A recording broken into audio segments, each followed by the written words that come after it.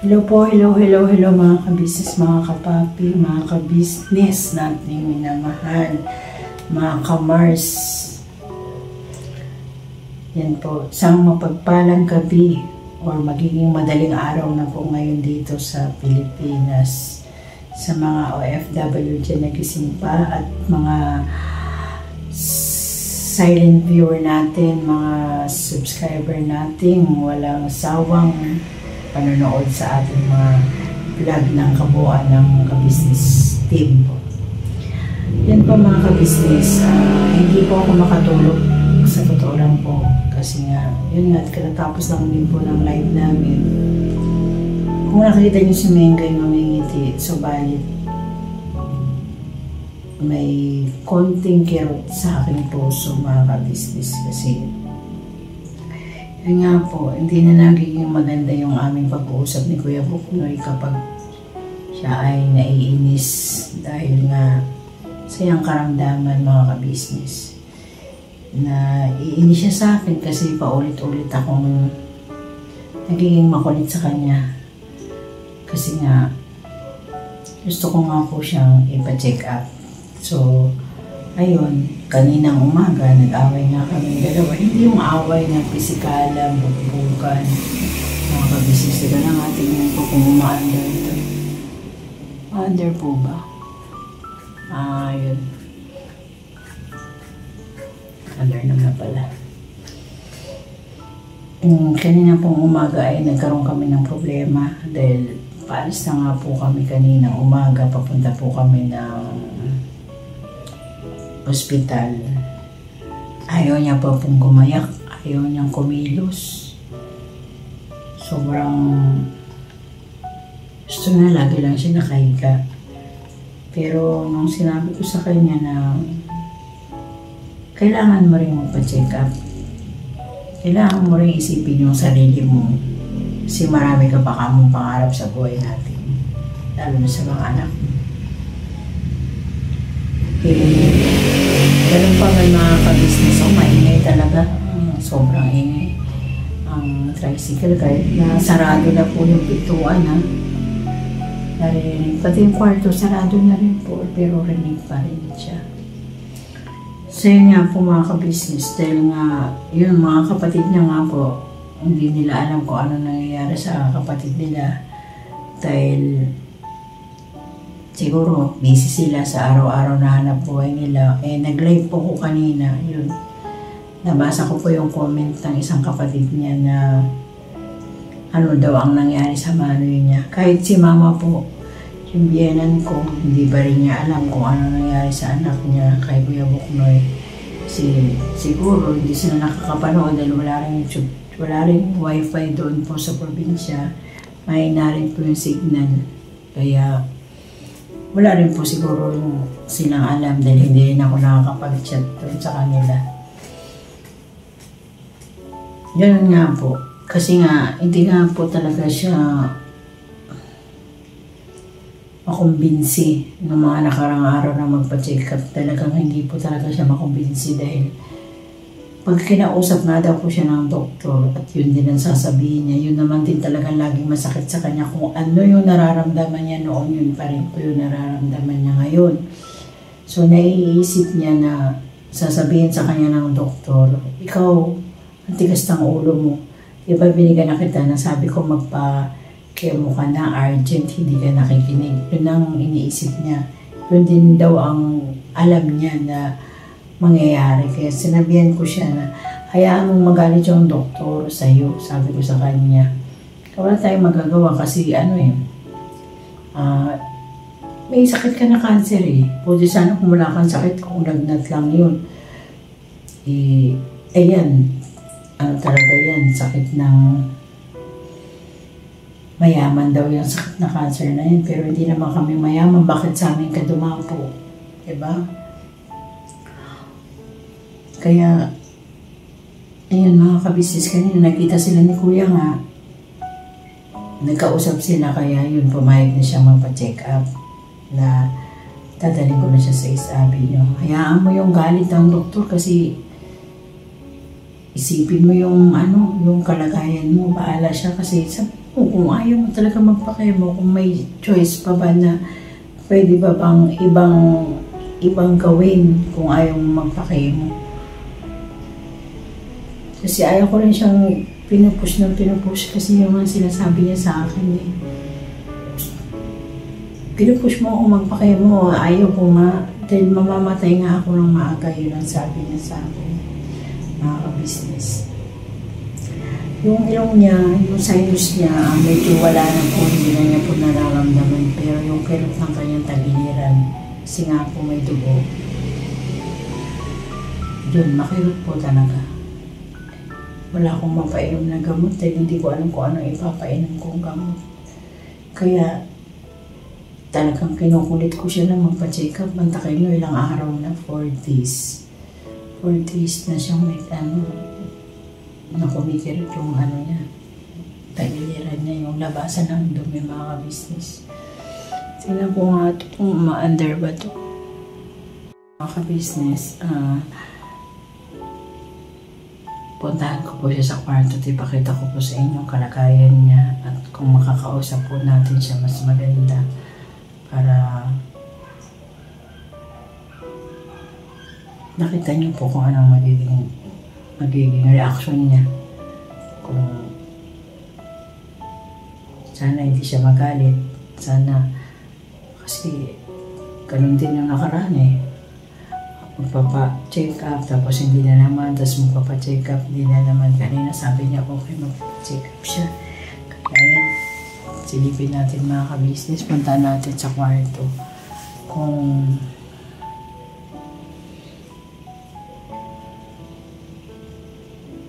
matutuloy ba kami bukas. Kasi tinan niyo mga ka-business, madaling araw, nagising pa ako. Siyempre, kahit pa paano mag-isip-isip ng vlog, kahit maliit ang views, para may masahod tayo mga ka-business. Samahan niyo ako mga ka-business, puntahan po natin siya.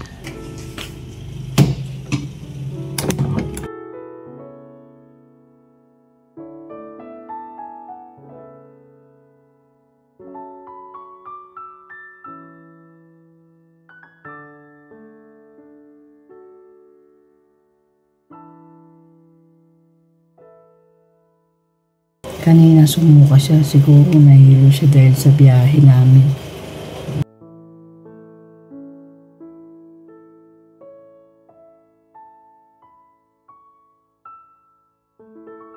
Kung na lang kasi gusto ko siya. Kunin ko yung papeles niya. Babasahin ko yung dati niya mga ano.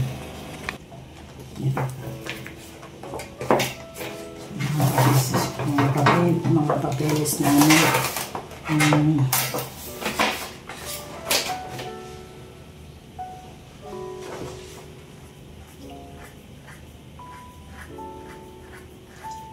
Yung medical cert po niya nung June, July, August, September, October, November, 2 months ago. Ang findings po dito sa medical cert po niya, kasi diba po nang hingi nga po kami. With the following diagnostic, sabi dito, complete intestinal obstruction secondary to Simon Mas Exlamodatormy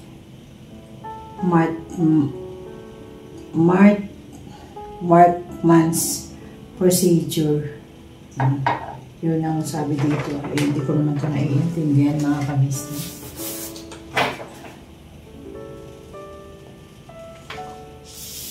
Yung pathology niya po, ang sabi dito ay surgical pathology report, microsection of the mass reveal neoplastic cell arranged in proliferative, occasionally tightly packed, irregularly shaped glands separated by scan to moderate stroma and infiltrating through the vascularisis propria into the periocolic tissues.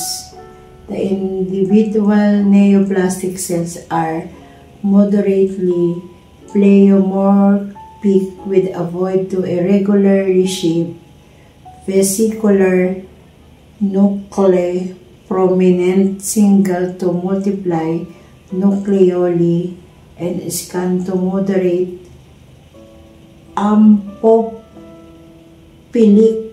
cytoplasms, brings mitotic activity. 20 mitotic figures per 10 HPF, lymphovascular invasion, and preneural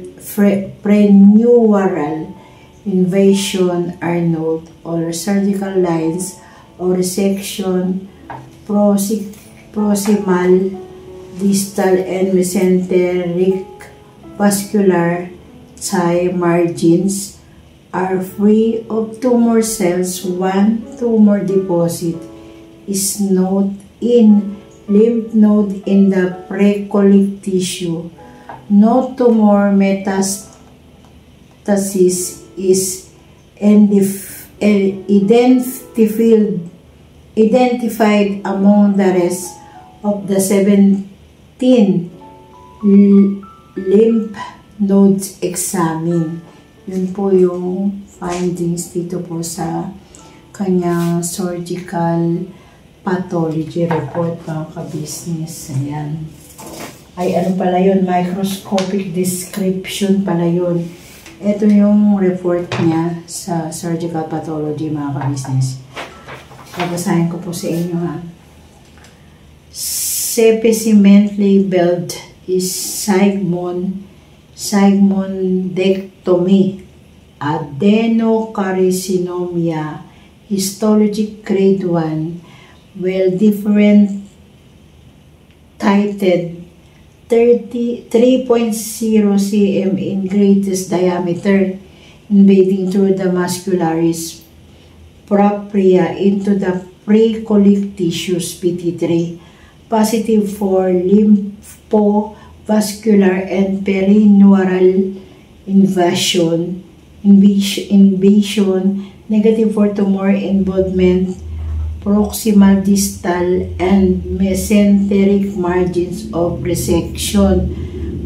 Positive for tumor metastatic is in 1 out of 18 lymph nodes examined.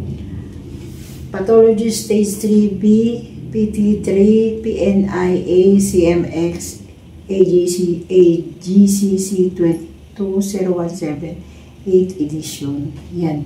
Yan po naman yung sa diagnosis, mga ka-business. Hindi naman din kasi sa amin ito pinanawanan kung ano ibig sabihin nito. Diba, mga ka-business, napakahirap yung wala kang pinag-aralan. Tapos, tango ka naman tango pag pinakausap ka naman ng tuktok. Kaya, ayan, napakadami na niyang ano dito. Babalik na naman daw pa kasi siya sa uno, yun ang iniisip niya. Katulad niyan, pag nagpa-check up daw siya, may araw-araw, di ba po siya po mag-isa noon nung pumapasok ako. Araw-araw may pupuntahan siyang ganito. Pupunta siya sa, ayan o, tinan yung mga ka-business. So, meron na siya dito ang bibilin para sa ano niya, kung tinuloy niya yung kanyang chemotherapy. Ayan o, dexamethasone 4 mg, omeprazole 40, ondansetron, diphenhydramine, D5W 1 liter, DSW 250 cc glass, sterilized water for injection 50 mg, oxaliplatin 100 mg. Ito po yung para sa chemo niya. Kaya siya nabubisi. Nagagalit siya sa akin dahil hindi ko lang nararamdaman yung pagod niya papunta doon. Ang katulad nito. Apakadami niya kasing pinuntahan bago siya dami na pa mga papeles dito. Kasi papakuha na naman daw siya ng dugo. X-ray. Kaya yun ang kinagagalit yung mga ka-business. Nakakukulitan siya sa akin.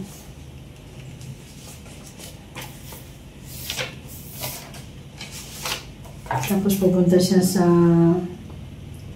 yan, babalik pagkatapos x-ray, dugo, ihi, pathology, balik na naman siya sa pathology.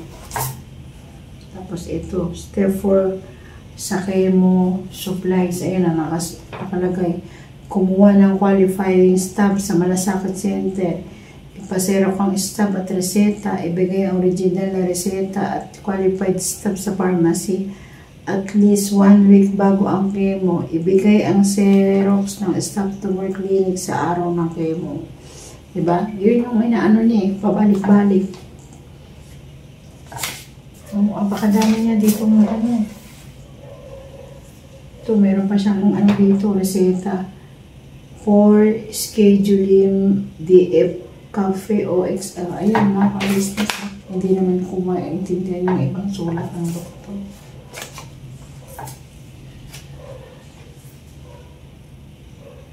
Ayan pala si Doktora Garcia. Appointment. Sabi niya. Ito yung kinaiinsa niya sa akin kasi nga hindi daw ako nga nag-aasikaso nito siya. Yan, dami niya. Bibili nito eh.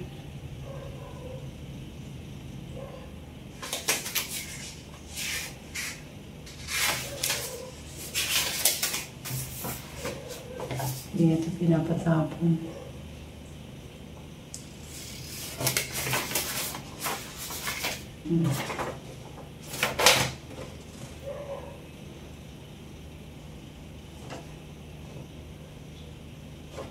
Dami na nakabusiness.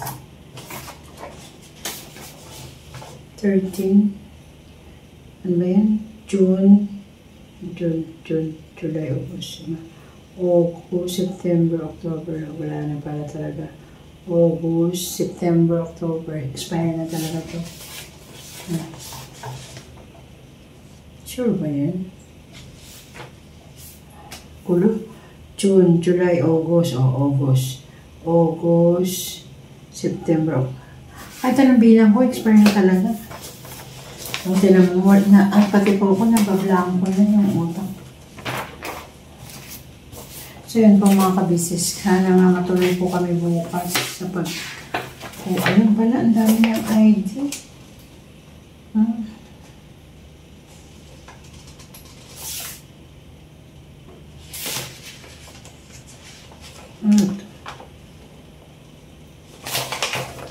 Naghanap siya ng ID. Saan niya ba ito kailangan? Marami pa naman dito ng ID. Ito, ano siya. Magtatago niya ng ano. Ito po yung x-ray report niya nung nakaraan. Sabi niya dito, there is prominence of interstitial lungs marking the heart is normal daw po.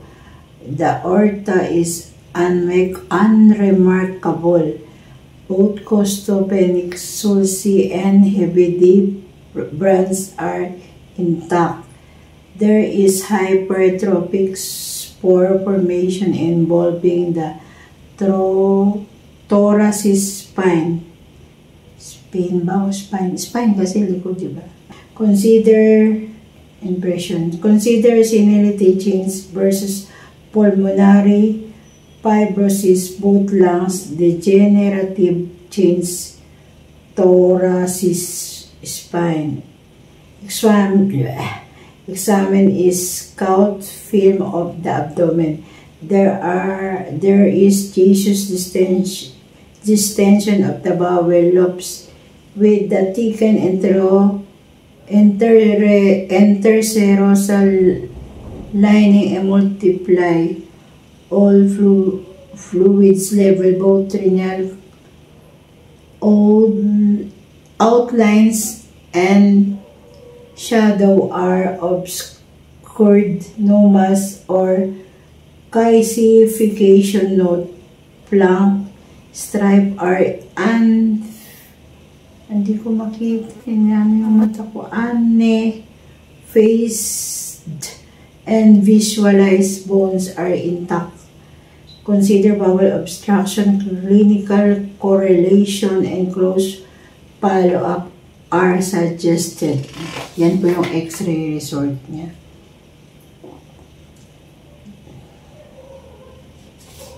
Kailangan ito mga panibago na naman kasi po ito ang gagawin sa kanya.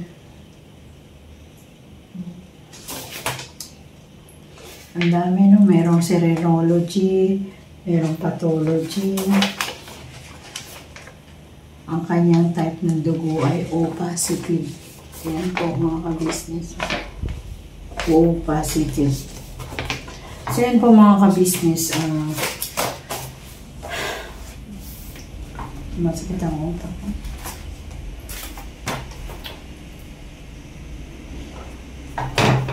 Tulungan niyo po ako mga ka-business sa kanya.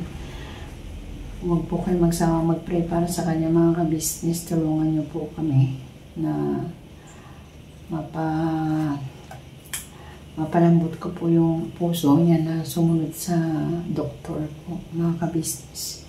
So, hanggang dito na lang po yung vlog ko mga ka-business kasi napipikit na rin po yung mata ko. Siguro sa pagod din po to kasi pumunta nga po kami kanina sa ospital po ng Camarin.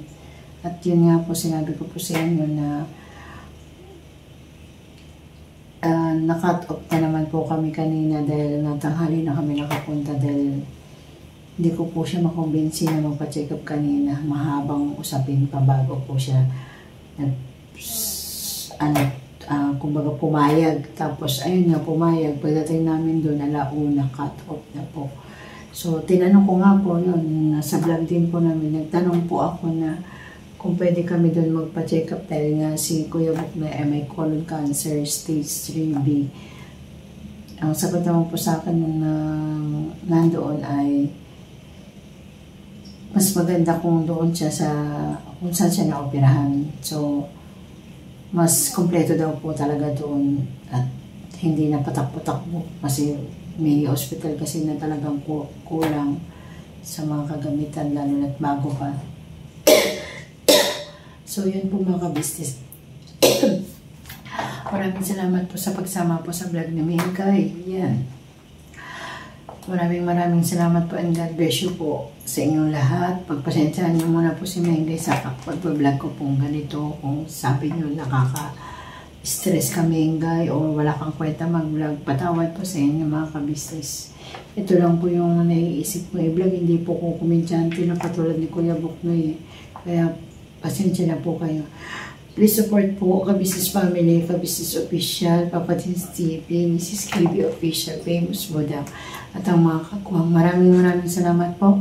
Especially po sa kagwang Buknoy Official. Hanggang dito na lang po kasi ilang oras na lang po yung tulog ko.